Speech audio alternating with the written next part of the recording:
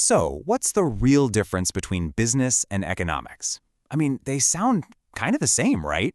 Well, mixing them up is like confusing the player on the field with the rule book for the entire game. And trust me, in the real world, knowing which one you're dealing with can be the difference between winning and, well, losing. It's a question that honestly trips up a ton of people, from students to seasoned pros. But don't you worry, because we are about to make it crystal clear. Okay, here is the single best way to think about this. Picture any sport you want. Business? That's the player on the field. They're making the moves, they're trying to score points and win. But economics? That's the rule book. It's the size of the field, it's the laws of physics, it's even the weather. It's all the background conditions that affect every single player, no matter how good they are. So, first up, let's meet our player, business. What is it actually doing on the field? What are its goals, and what are its signature moves? Let's break it down. At its absolute core, a business is an engine. It takes in resources, people, raw materials, money, and it organizes them in a specific way to create value. The key phrase here is within a single firm. It's all about making smart decisions inside the walls of one company. So this is the business playbook, right?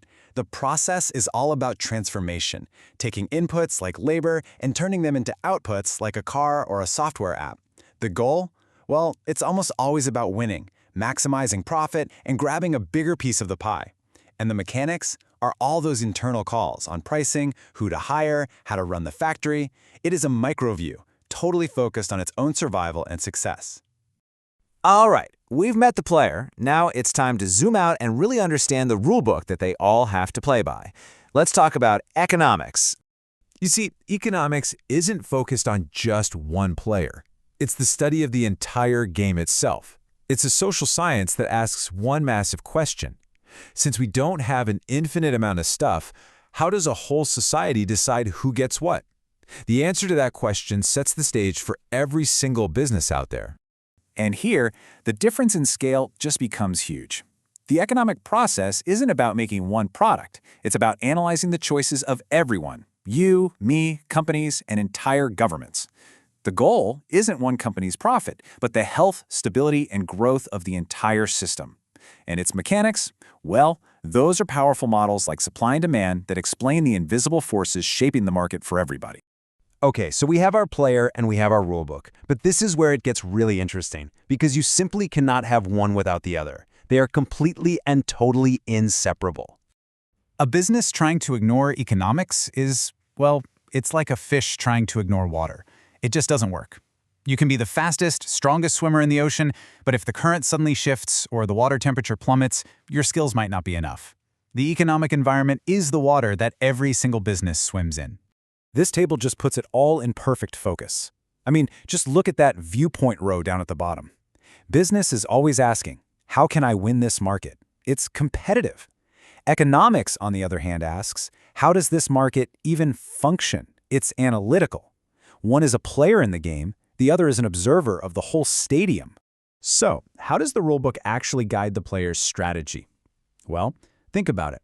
The economic law of supply and demand isn't just some dusty old theory. It's what tells a real company whether it can charge $10 or $50 for its product.